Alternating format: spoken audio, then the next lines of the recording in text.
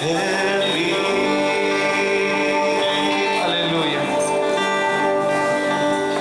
Bendecimos el nombre de nuestro buen Dios. Quiero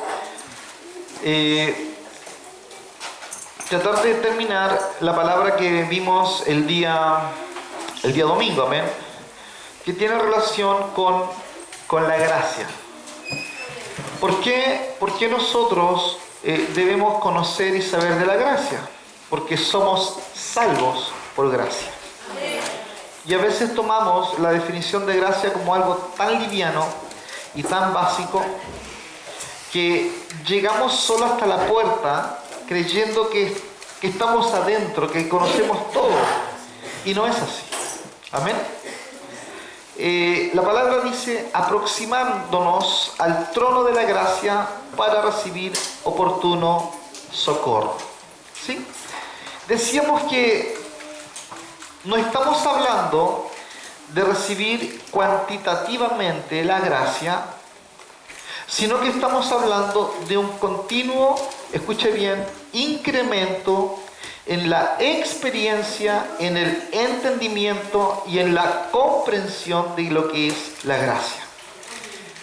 Gracia en la cual ya estamos. Amén. Cuando dicen amén. Es una experiencia que va incrementando, escucha bien. Es un entendimiento que se va incrementando, que va aumentando. Es la comprensión de la gracia. Por eso cuando nosotros vivimos la vida cristiana, nosotros continuamente hablamos de ella y a veces nos equivocamos y tomamos la gracia como un complemento para la salvación. Pero no es así. La experiencia de la gracia que nosotros hemos recibido en un comienzo no la entendimos.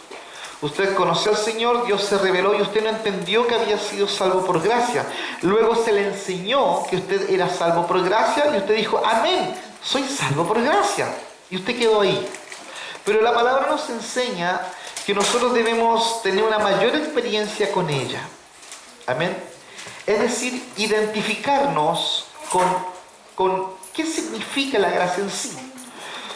Yo le decía a usted este ejemplo de esta persona que va a ser atropellada y que alguien podría tomar esto como gracia. Alguien va a ser atropellado, yo empujo a esa persona, la salvo y yo recibo el atropello del bus. Por lo tanto, muero para salvar a alguien. Eso alguien podría pensar que es gracia. Eso no es gracia. La gracia es que ese alguien va a ser atropellado y esta otra persona, para salvarte, te afirma y permite que los dos sean arrollados y los dos mueran. ¿Por qué? ¿Por qué, pastor?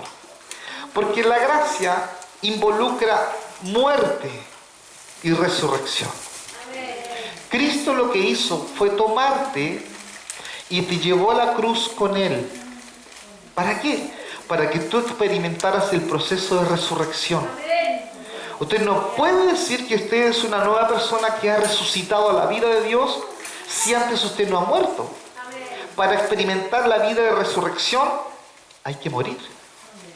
Por eso hay personas que son tan pobres en la vida espiritual porque no han muerto a nada. A nada.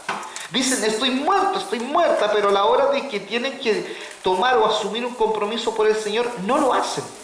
No lo hacen. Prefieren su agenda, prefieren sus días, su descanso, prefieren su propia vida. Ese no ha experimentado la muerte. Y difícilmente anda en la gracia. ¿Qué es lo contrario de la gracia? La ley. Hay personas que viven la vida cristiana para cumplirle al pastor, para cumplir a los líderes, a los hermanos. Esas personas, la verdad es que viven bajo la ley, bajo un contexto de cumplir para ser aceptados. Amén. La gracia, primeramente, es la sentencia y es el castigo de muerte de la vil, escucha bien, de la vil naturaleza que te hace tropezar. Amén. La gracia, primeramente, es la sentencia y castigo de muerte de ese viejo hombre que tú arrastras. ¿Cuántos sufren con ese viejo hombre? la gracia, entonces la sentencia en contra de ellos. Luego, obra en nosotros, amén, en nosotros, de esa misma muerte, en favor nuestra, obra Dios. Porque Dios viene a matar la gracia, viene a matar la carne, el viejo hombre, precisamente para que esa gracia nos alcance y se manifieste a través de la muerte de esa carne, un olor grato para Dios. Dios desea la muerte de la carne. Amén. Y sube delante de Él como un olor grato, que esto se manifieste y se presente para que muera. A Dios le agrada la muerte de la vieja naturaleza. A Dios le agrada que usted se presente, ¿cierto?, como sacrificio vivo, negándose.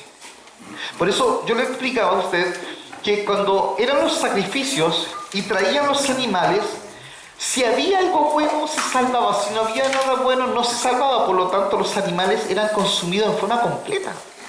Y ese sacrificio subía delante de Dios como un olor grato. Escucha bien, para Dios le es grato matar tu carne. Amén.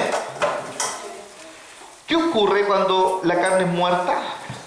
Luego de eso empieza a subir delante de Él un olor, una fragancia de su Hijo. Es la obediencia de su Hijo yendo al altar. Es la obediencia de su Hijo alcanzando la cruz. Es Cristo obrando en nosotros su muerte y su vida a través de su gracia maravillosa. Por eso el ejemplo es que esta persona toma al otro para que los dos sean arrollados. Él te tomó, Cristo, y te arrolló. Él se aseguró de matarte para luego tú experimentaras la vida de resurrección. Amén. Por lo tanto, servimos a Dios solo por medio de su gracia en nosotros, o simplemente no le servimos. La única manera de poder servir a Dios es a través de su gracia. Si usted sirve a Dios de otra manera, usted no está sirviendo a Dios. Abra su Biblia en el libro de Corintios, la primera carta, capítulo 15, verso 10. Pero por la gracia de Dios soy lo que soy, y su gracia no ha sido en vano para conmigo. Antes he trabajado más que todos ellos, pero no yo, sino la gracia de Dios conmigo. Amén. ¿Quién ha trabajado? La gracia de Dios conmigo. Por eso este fuego del cual yo te hablaba, de este altar, consume todo lo que no es del Señor. Es la fragancia de su consumación. Dicho de otra manera, es la fragancia de la destrucción de la vida carnal. Amén. A Dios le agrada que la carne sea puesta en el altar. Por eso, la gracia, yo le decía a usted, no solamente fue la sangre sobre el dintel, ¿cierto?, de las puertas, o el bautismo del mar, sino que también era gracia de Dios que aplicara aquella sangre a cada delito y a cada transgresión del pacto. Amén. Entonces, al entender esto, comprendemos que gracia no es escapar del juicio. Escucha bien. Todo lo contrario. La gracia es que nosotros incorporemos al juicio, ¿cierto?, del Cordero, para que el Cordero resucitado sea nuestra vida. Entonces, yo puedo entender que la gracia no consiste en que Dios nos deje vivir. Todo lo contrario, escucha bien. La gracia consiste en que Dios nos deje cargar la muerte de su Hijo para que posteriormente nosotros permanezcamos en su vida. No es que la gracia te salva y permite que tú vivas como quieras. No, escucha, la gracia te alcanzó y luego puso sobre ti la muerte del Hijo. ¿Para qué? Para que se manifieste en ti la vida de Dios. A veces las personas creen que gracia es que Dios te salvó y tú haces después lo que quieres. Nunca ha sido eso. La gracia es que Él te salvó, repito, pero puso sobre ti su vida y su muerte. Constante. Romanos 7, la lucha y la batalla que tiene el apóstol Pablo, me imagino yo que usted la tiene. Bueno, ¿cómo es posible llevar esa carga? Esa carga es posible llevarla solo a través de la gracia. Amén.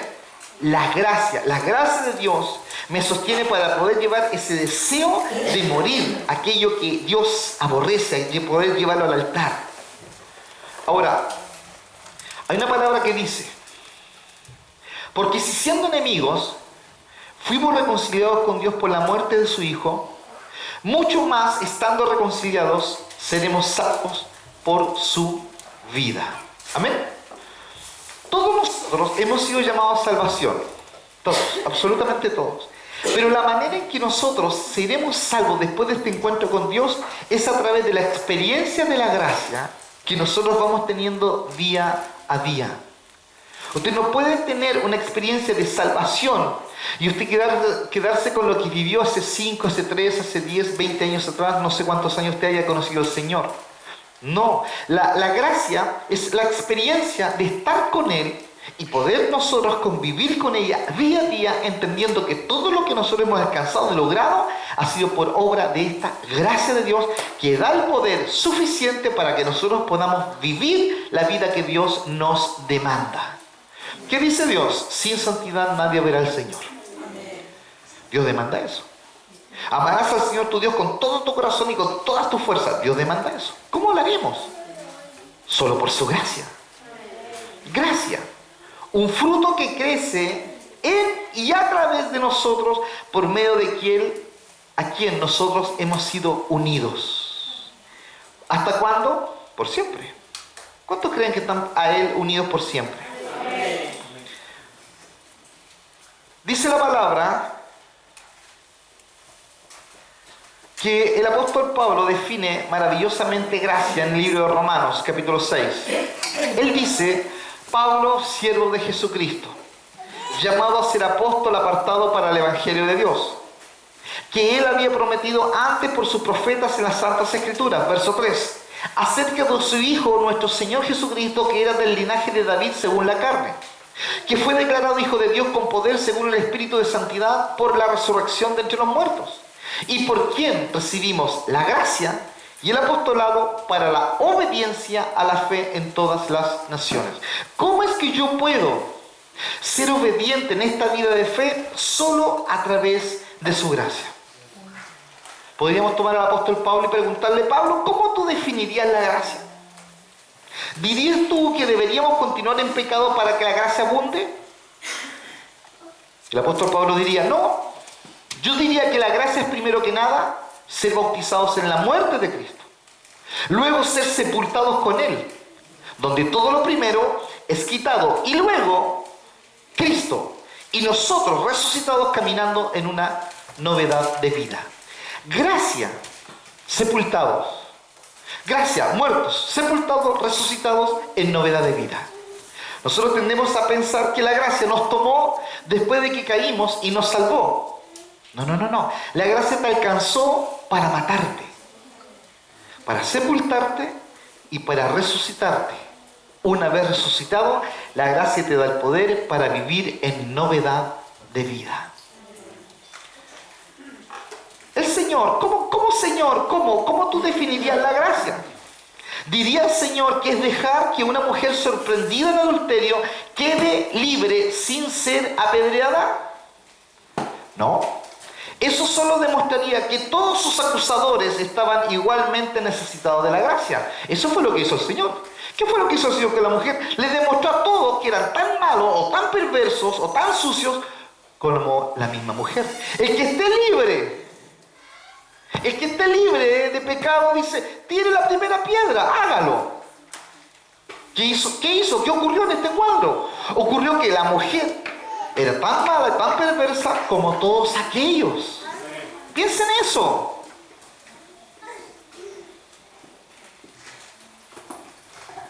Gracia, diría el Señor, Juan 3:18, es que aquel que no cree en mí ya ha sido condenado. Diría que si ustedes no comen la carne del Hijo del Hombre y beben su sangre, no tienen vida en ustedes. Finalmente les diría, verdaderamente la hora ha venido y ahora es cuando los muertos oirán la voz del Hijo de Dios y todos los que la oigan vivirán. Eso es gracia.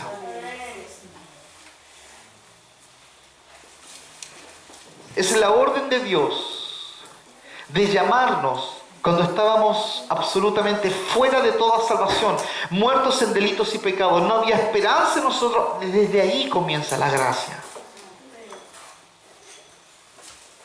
No sé si usted logra ver cómo el juicio de Dios nos sale al encuentro de alguna u otra manera. Porque el juicio de Dios es necesario para condenar la carne. Es necesario. El juicio de Dios está hecho precisamente para enjuiciar lo que no corresponde. Es parte de la obra de la gracia de Dios para demostrarnos cuán condenados estábamos. Por lo tanto, hemos sido, usted y yo, juzgados por Dios en su Cordero. Escucha bien. Y por lo tanto, por su gracia vivimos en y por medio del Cordero. Hemos sido juzgados por Dios separados del Cordero. Si usted ha sido juzgado separado del Cordero, cosa espantosa es caer en juicio del Dios vivo. Amén. Dice la palabra que Él es fuego consumidor. Por lo tanto, ¿cómo ahora a la luz de la palabra, cuando usted mira la palabra, cómo hemos sido juzgados? Hemos sido juzgados en el Cordero. Cuando usted llegó delante del Señor, el Padre le miró a usted para juzgarlo. Y Él le vio a través de las llagas del Cordero de Dios. Escucha bien, había que juzgar a alguien. Y no fuiste juzgado tú. Fue juzgado el Cordero. Tú fuiste puesto en el Cordero. Para que el Padre te mirara y pudiera encontrar en ti algo bueno, debía mirar a través de otra persona. Esa persona era Jesucristo. Por eso si enfrentamos la muerte en el Cordero, encontraremos novedad de vida. Pero si enfrentamos la muerte separado del Cordero, porque precisamente eso fue lo que sucedió la noche de Egipto, ponga atención.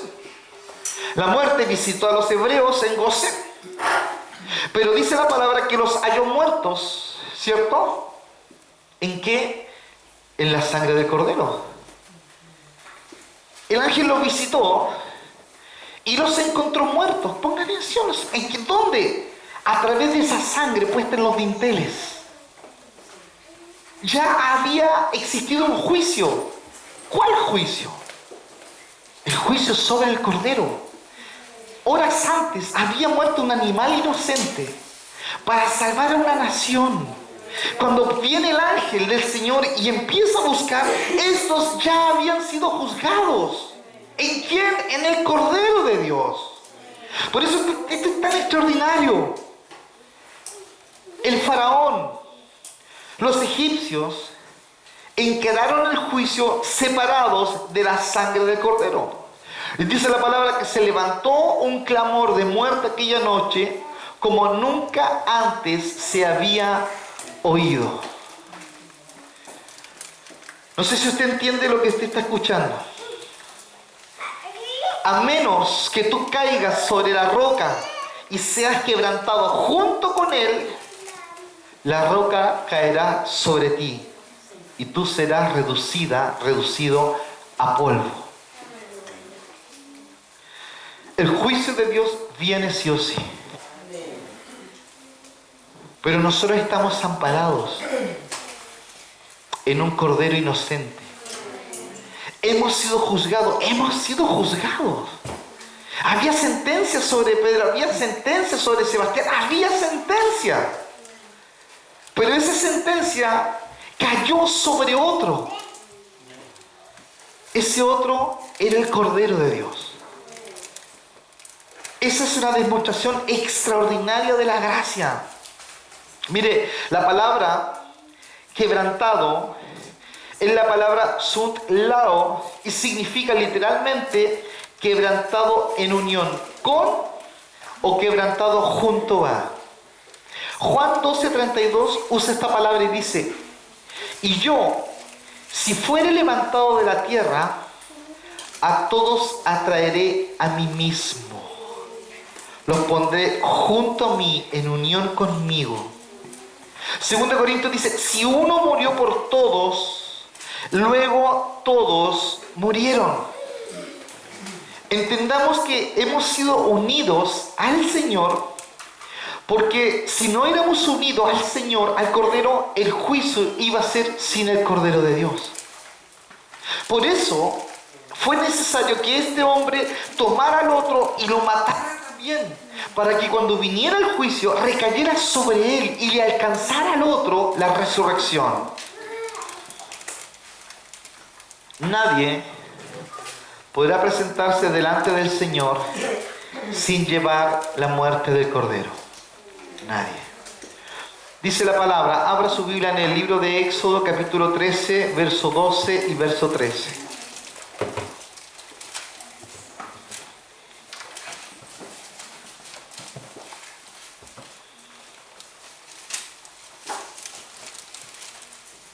Dice la palabra, mas todo primogénito de asno redimirás.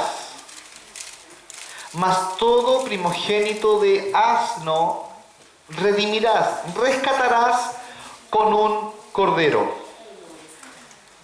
A ver, el asno será rescatado con un cordero. ¿Cuántos dicen amén?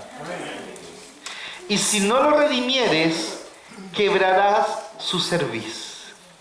También redimirás al primogénito de tus hijos. Y cuando mañana te pregunte tu hijo diciendo, ¿qué es esto? Tú le dirás, Jehová nos sacó con mano fuerte de Egipto, de casa de servidumbre, de casa de esclavitud. Bueno, esto que acabo de leer sucede inmediatamente después de la noche de la Pascua. Escucha bien, ellos aún no habían cruzado el Mar Rojo.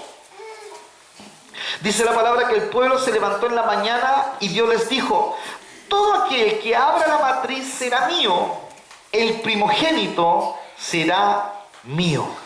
¿De qué está hablando? De Cristo. Y luego dice la palabra que el Señor dice algo muy curioso. Dice, mira Moisés, si ustedes tienen un asno, si tienen un asno primogénito, duro de cerviz y terco, tienen que hacer lo siguiente, redimir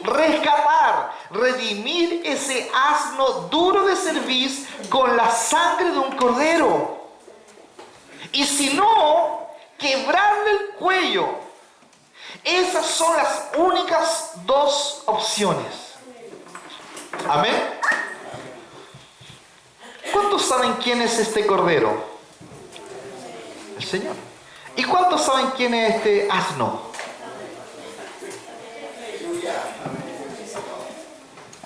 Mira Moisés, si ustedes tienen un burro, si tienen un burro primogénito, duro de cerviz y terco, tienen que hacer lo siguiente, rescátenlo. Rescaten a este asno duro de cerviz con la sangre de un cordero. O quebrarle el cuello al asno. Son las únicas dos opciones. O tú enfrentas el juicio de la mano del cordero, o tú enfrentas el juicio solo.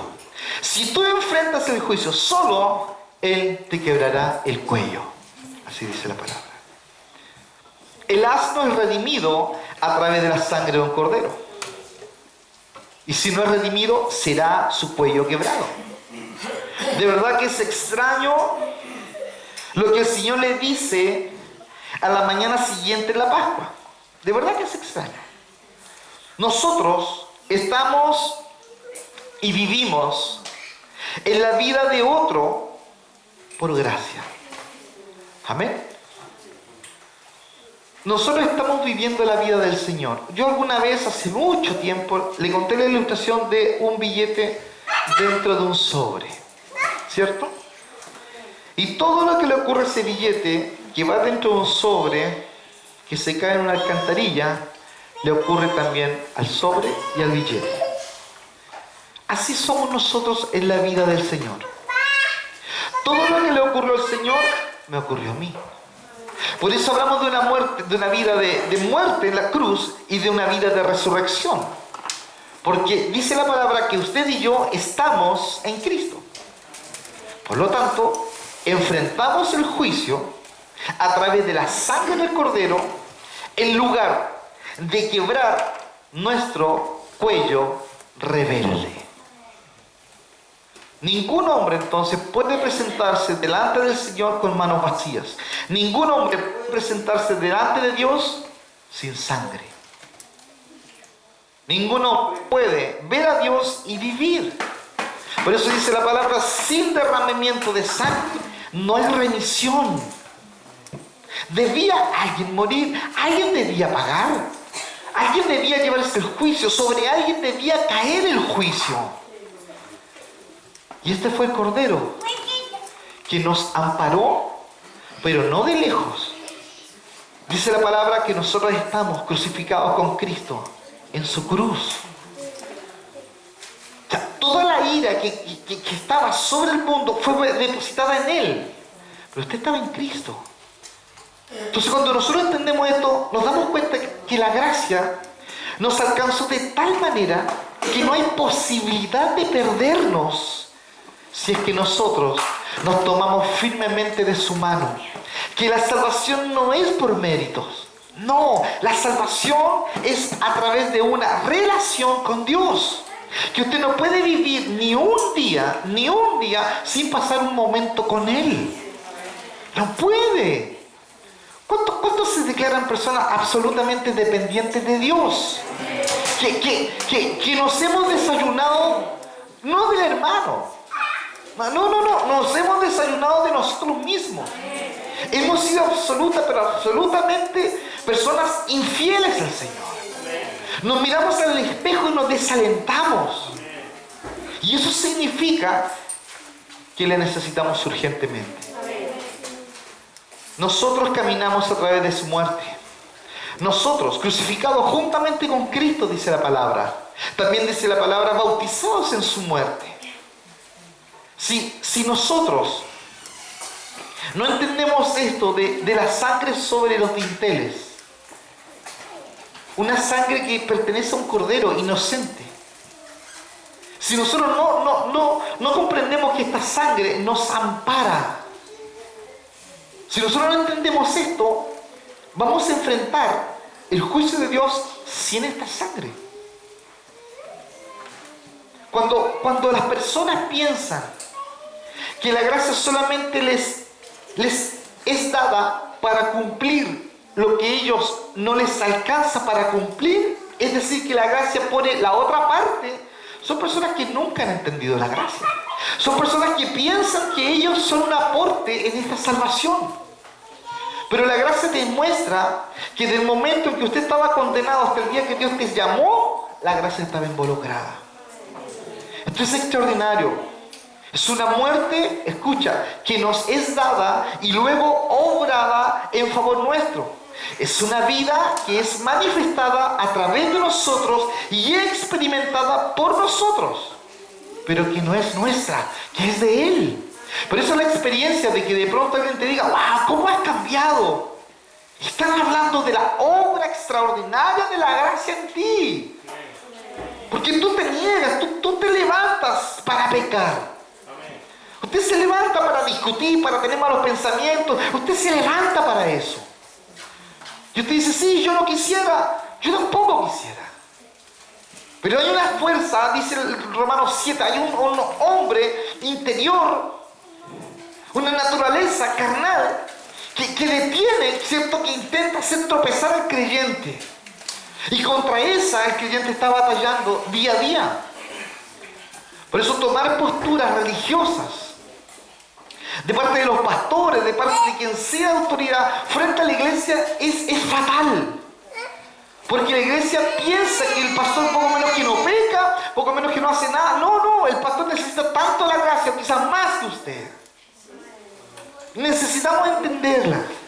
¿Estamos por gracia y estamos en la gracia o simplemente no estamos en Cristo? Para estar en Cristo hay que estar en su gracia. Entonces, redimimos al asno con la sangre del cordero, o bien quebramos su cuello. Dios dejó dos opciones. ¿Cuántos quieren ser redimidos? Redimidos. Hay una cosa que no podemos hacer, hay algo que nosotros no podemos declarar y tiene relación con lo siguiente. No debemos decir que la gracia perdona las ofensas sin crucificar al ofensor. La gracia involucra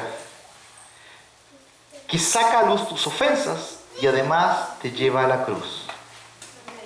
No es un no peques y haz lo que quieras. No es un perdonazo. No es así. Es alguien que te llamó y que te compró y que se hace dueño de ti. Y ahora tú quedas a la merced de un nuevo dueño, de un nuevo amo. No debemos pensar o enseñar que la gracia de Dios es la libertad para vivir nuestras vidas con la señal de la aprobación de Dios. No es así.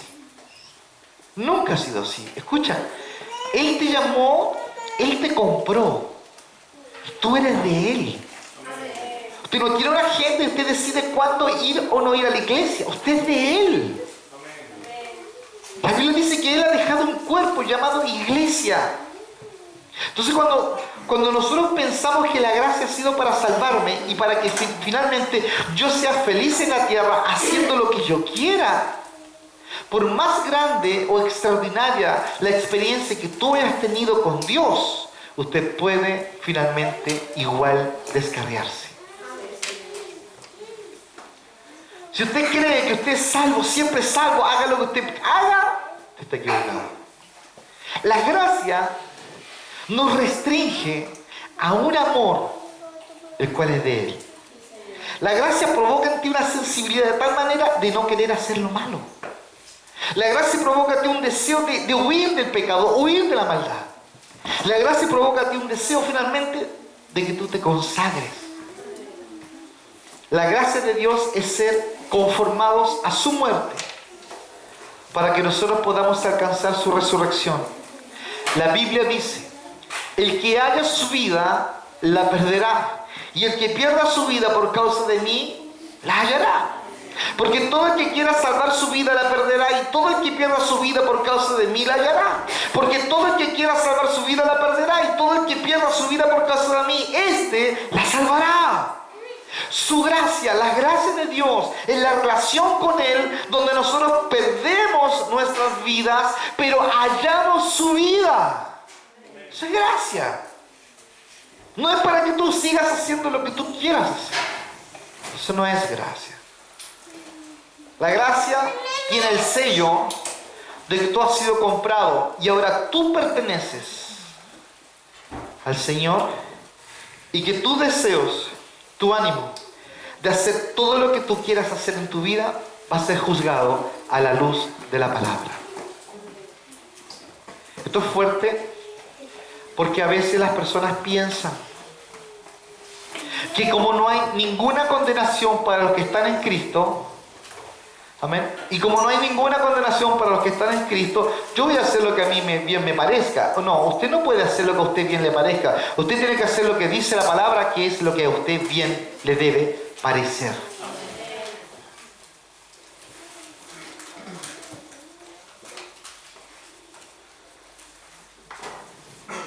Que Dios nos revele su gracia. Amén. Todo lo que Dios podía darle a un ser humano puede ser y nos ha sido dado en la persona de su Hijo. Todo. Usted tiene a Cristo, usted lo tiene todo. No es que mi casa, no es que mi esposo, no es que una novia, no es que... La Biblia dice que cuando llegue en un momento dado que usted se enfrenta a la eternidad, que es el Señor, todo eso habrá pasado. Absolutamente todo. Y lo único que prevalecerá será todo lo que tú asociaste a la vida de Dios. Todo lo demás será consumido. Igual que en el altar del Antiguo Testamento. Todo lo que Él no quería, todo aquello que Él pedía que ellos entregaran, era quemado. No quedaba nada. Y subía delante de Dios como un olor fragante, agradable. A Dios le agrada que nosotros expongamos nuestra vida carnal delante de Él para que Él la consuma. A Él le agrada. Nadie puede decir, uy, no tengo nada que ofrecerle al Señor. Por favor, ofrécele tu vida carnal. Ofrécesela. Acércate al Señor, por favor, tómala. Hemos sido adoptados. Estamos en una relación de hijos con Él. Dice la palabra en Colosenses 3:3, porque habéis muerto y vuestra vida está escondida con Cristo en Dios. La gracia es que Dios nos conozca en su Hijo. Escucha bien. ¿Cómo es que el Padre te conoce? Él te conoce a través del Hijo. Por eso Él aparece como el mediador. Viene un hombre pecador a hablar con Dios. Y es detenido. Él no puede pasar a hablar con Dios. Hay alguien que va a ser de intermediario. Ese es Jesucristo. Todo lo que Dios conozca de Él será a través de la vida del Hijo. Por eso cuando las obras espirituales llegan delante del Padre, lo que llegan es la obra del Hijo. Repito, Dios no se relaciona con la carne. Dios se relaciona con la vida espiritual, la vida divina, la vida celestial. Por eso, si tú eres conocido en el cielo, eres conocido solo y exclusivamente por el carácter de Cristo forjado en ti. Dios no se relaciona con el hombre porque Él dejó un mediador. Él dejó la obra del Espíritu Santo. Entonces cuando nosotros vemos esto, entendemos entonces que la obra maravillosa de Dios siempre es la preeminencia del Hijo. Que Dios forje la vida del Hijo en Yamila, que Dios forje la vida del Hijo en Teresita, que Dios forje la vida del Hijo en Ruth, que Dios forje la vida del Hijo en Marco. Ese es el deseo de Dios. Por eso de pronto a la gente le entusiasma y te dicen, y tú eres conocido en el cielo por esto, otro. Lo que se conoce en el cielo de ti es el carácter del Hijo. ¿Cuánto de vida cristiana hay en nosotros? ¿Cuánto de vida cristiana? ¿Cuánto, hasta dónde ha penetrado la gracia en tu vida? ¿Hasta dónde? ¿Hasta dónde? La gracia entonces es que Dios nos conozca en su Hijo. Y la gracia es que nosotros conozcamos a Dios en su Hijo. Él me va a conocer en Cristo. Yo le conocería a Él en Cristo. Tanto tiempo, dice la palabra, he estado con vosotros, le dice el Señor. Y no me has reconocido, Felipe. ¿Por qué no me has reconocido? ¿Acaso no sabes que el Padre y yo somos uno? Cuando tú me mires a mí, tú ves al Padre. Por eso la palabra dice, nadie ha visto al Señor. Señor, muéstrame tu gloria. Y toma Dios a Moisés y lo mete en una peña, lo mete en un pedazo. Y él pasa y dice, solo verás mis espaldas. Lo que él vio, esas espaldas de Dios, eran las espaldas del Hijo. Dios se relaciona a través de su Hijo con nosotros. Por eso, Él se llena de gozo cuando Él ve a su Hijo y dice, este es mi Hijo, en quien yo me complazco. Entonces cuando de ti emerge la vida de Dios a través del perdón, a través de la restauración, a través de pedir perdón, a través de la vida de Dios, cuando eso pasa en ti, el Padre mira y se goza, porque lo que Él ve es a Cristo en nosotros. Por eso pensar que hemos logrado algo, pensar que nosotros hemos madurado de tal forma que estoy tan cambiado, es válido hasta el punto que tú entiendes que esa transformación es solamente la vida de Cristo. No es otra cosa. Cualquier otro evangelio, hermanos, diferente al de la gracia de Dios, la palabra lo llama anatema. Cualquier otro evangelio diferente a la muerte, a la sepultura y a la resurrección de Cristo, hecho para nosotros camino, verdad y vida, es anatema. ¿Te puede creer que la muerte, la sepultura y la resurrección de Cristo para nosotros fue hecho camino, verdad y vida? Para nosotros. El apóstol Pablo, con respecto a esto, es muy claro con Gálatas. Entonces, ¿qué dice? ¿Qué haremos? ¿Vamos nosotros a ser personas escasas en la gracia? ¿Vamos a ser personas que diremos, sí, he sido salvo por gracia y solo eso?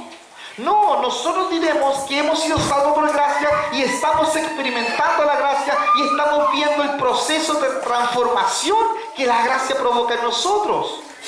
Hay una serie de versículos al final del libro de Hebreos que tienen que ver con esto, con quedar corto con la experiencia de la gracia.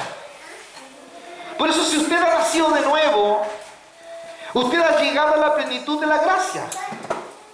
Escucha bien, Dios no tiene una versión menor de la gracia. No, Dios tiene una gracia completa, absoluta. El problema es que el hombre se detiene y no experimenta de ella. Y el hombre queda diciendo, sí, soy salvo por gracia. No es más que eso.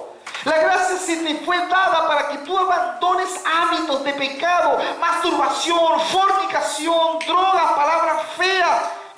La gracia tiene el poder para rescatarte. No solamente para salvarte y quedarte ahí, no, para cortar raíces de maldad. La gracia es extraordinaria.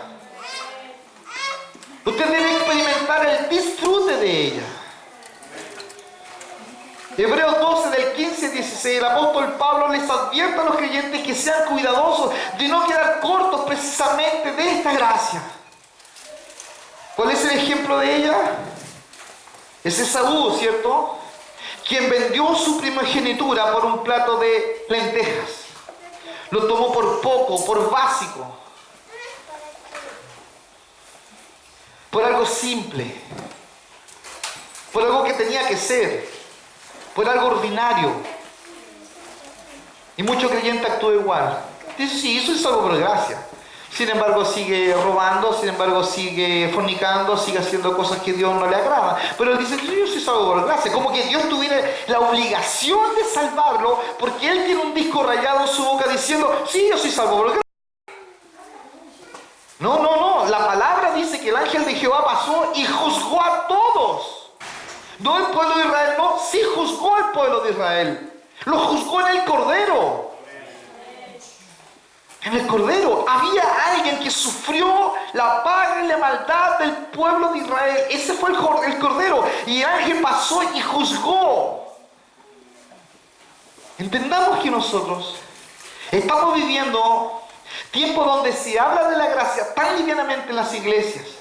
Donde lo más importante es ser mucho, no importa cómo yo me visto, no importa cómo yo me comporto con mis familiares, si yo tengo que tomar trago, si yo tengo que bailar, música mundana, nada importa, total, soy salvo por gracia. En la cruz se ha consumado todo, todos los pecados han sido puestos en Cristo, por lo tanto, puedo tomar, puedo fumar, puedo bailar, puedo ser sensual, etc.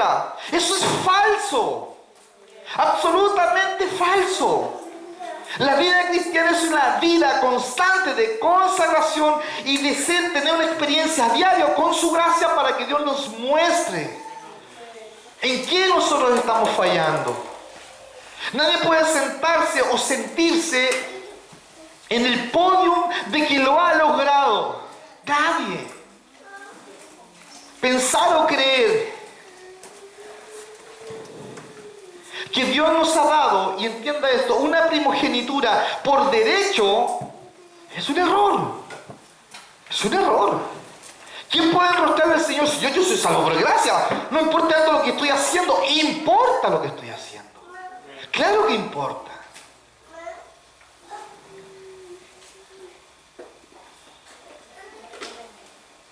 Él nos ha dado su Hijo para que nosotros crezcamos en su gracia. No debemos quedarnos cortos del conocimiento de la primogenitura, la cual es nuestra, a través del nuevo nacimiento. Sí, es nuestra.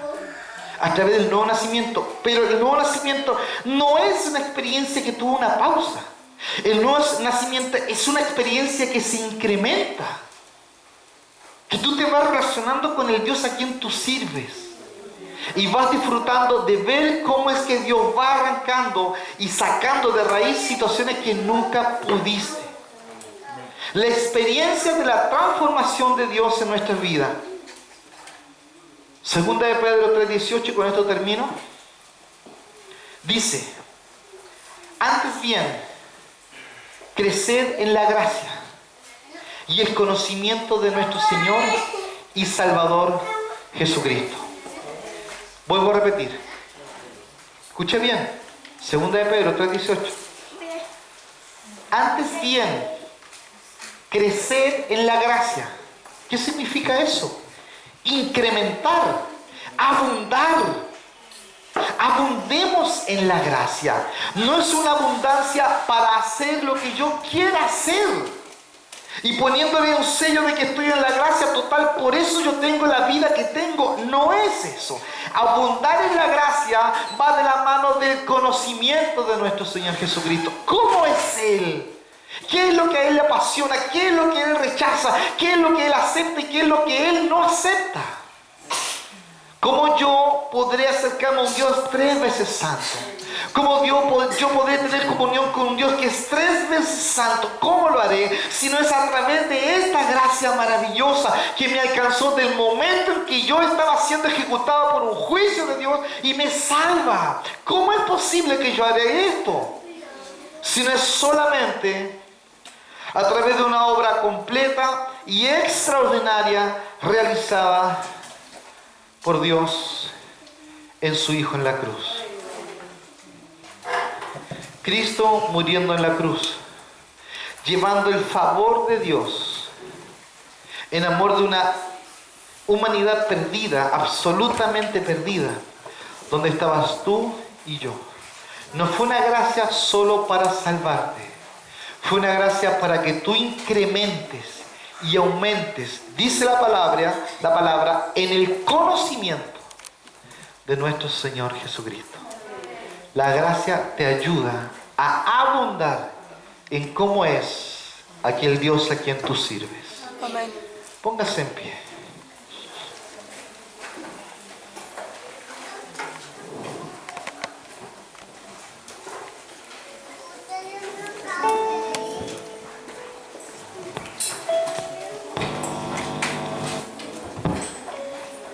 La pregunta es, y nos tenemos que hacer esta pregunta todos en forma obligatoria, ¿qué haremos? ¿Qué haremos nosotros con esta gracia?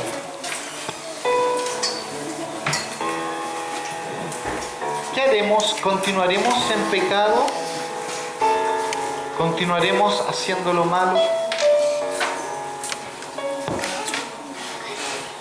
Dice la palabra, antes bien, creced en la gracia y creced en el conocimiento de nuestro Señor y Salvador Jesús.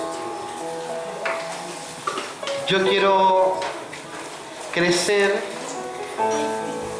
quiero incrementar, quiero aumentar el conocimiento de nuestro Dios. Yo quiero involucrarme con Dios de tal manera que yo le conozca aún mucho más. Saber qué Él desea, saber qué Él quiere. ¿Cuánto anhelan esto? Vamos a orar al Señor. Padre, te damos gracias. Señor, esta noche en que nosotros nos presentamos delante de ti. Señor, somos personas tan necesitadas. Nos miramos, Señor, y vemos ¿cuánta necesidad real tenemos? Una necesidad, Señor, de ser rescatados de nosotros. Más allá de lo que el mundo pueda contaminarnos, más allá del camino que este mundo ha decidido seguir, más allá de cómo ellos se comportan, aprobando leyes que para ti, Señor, son horribles, que tú, Señor, rechazas. Más allá de la falta de integridad, Señor, de esta sociedad. Más allá, Señor, de la delincuencia, más allá de las estafas, más allá, Señor, del abuso de poder, más allá de todo esto, Señor, yo necesito que tú me salves a mí de mí mismo. De mí mismo. Es una relación contigo, Dios, lo que esta iglesia anhela. Es una relación contigo, personal, abundante. Es una relación contigo, Señor, lo que nosotros necesitamos. Queremos, Señor, inclinar nuestros rostros. Queremos, Señor, reconocer nuestro estado. Queremos, Señor, reconocer que lo hemos hecho mal. Que lo hemos hecho mal, que hemos abusado de esta gracia. Que hemos sido tan escasos. Hemos sido tan escasos, Señor, con la gracia. Hemos sido, Señor, personas pobres. No hemos entendido que esta gracia, Señor, conlleva y trae el poder para poder, Señor, salir de hábitos de pecado. No hemos comprendido, Señor, que tu gracia me arrancó absolutamente para ti, Señor. Que no fue solamente un momento de salvación, sino que esta actúa día a día, Señor. Por eso puedo decir hoy día, Señor, que soy salvo por gracia. Todos los días tu gracia está actuando en poder para rescatarme de mis pensamientos, para rescatarme de mis hábitos. Tú me rescatas. Tú me rescatas. Señor,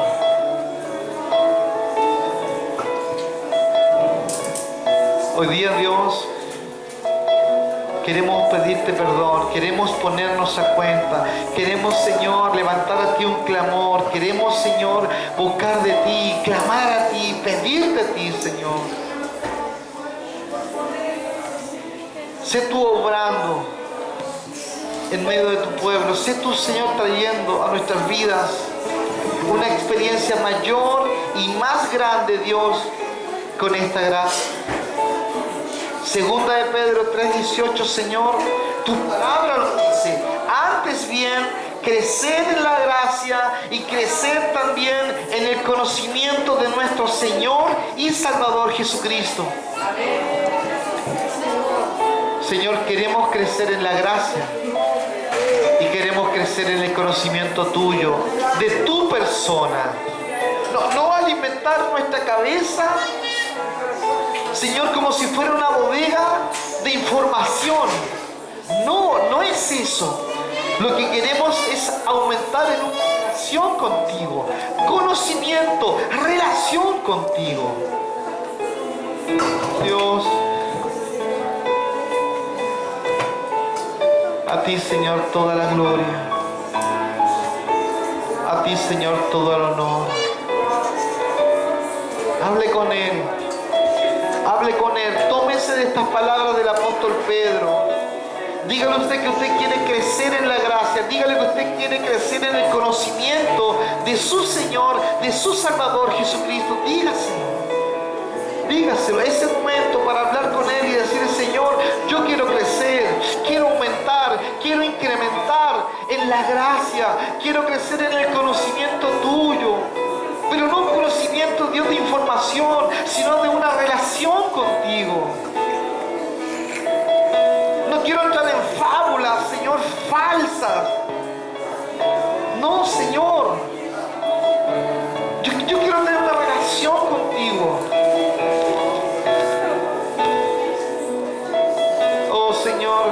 gracias. Gracias, gracias. Porque tú nos exhortas a estar contigo. Tú nos exhortas a buscarte. Tú nos exhortas, Señor, a pasar tiempo contigo. Provoca, Dios, que esta iglesia quiera pasar tiempo contigo, Señor. Provoca, Señor, que nosotros queramos estar contigo. Habla con Él. Mientras adoramos, habla con Él. Dile, Señor, aumenta, Dios. Aumenta en mí, Señor, el conocimiento de tu persona. Aumenta en mí, Señor, el crecer en la gracia, en el conocimiento de esta. Entender y comprender que todo lo que yo he hecho, dice el apóstol Pablo, ha sido la gracia en Él.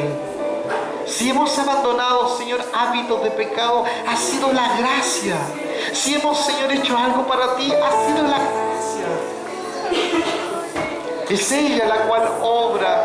Es ella la que levanta pastores. Es ella la que levanta ministerios. Es ella, Señor, la que provoca que nosotros tengamos una intimidad mayor contigo. Es ella, Señor. Es ella.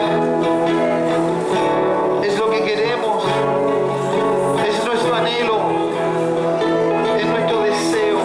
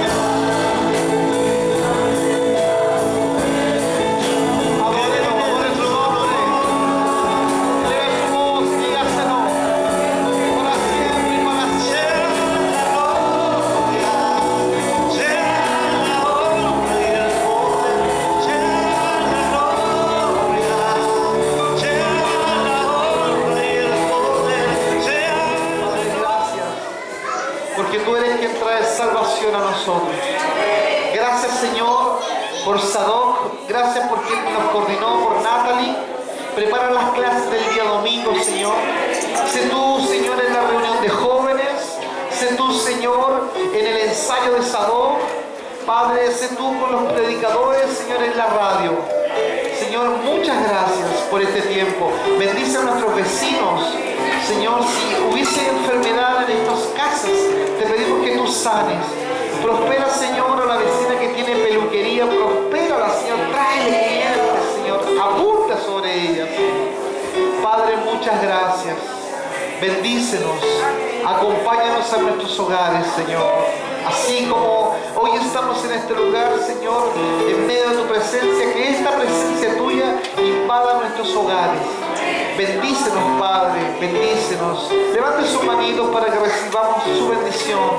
Iglesia, que el Señor nos bendiga y nos guarde. ¿Ven? Que Él haga resplandecer su rostro sobre nosotros. Que en nosotros Él ponga paz. Y de nosotros tenga misericordia. Amén. Aleluya.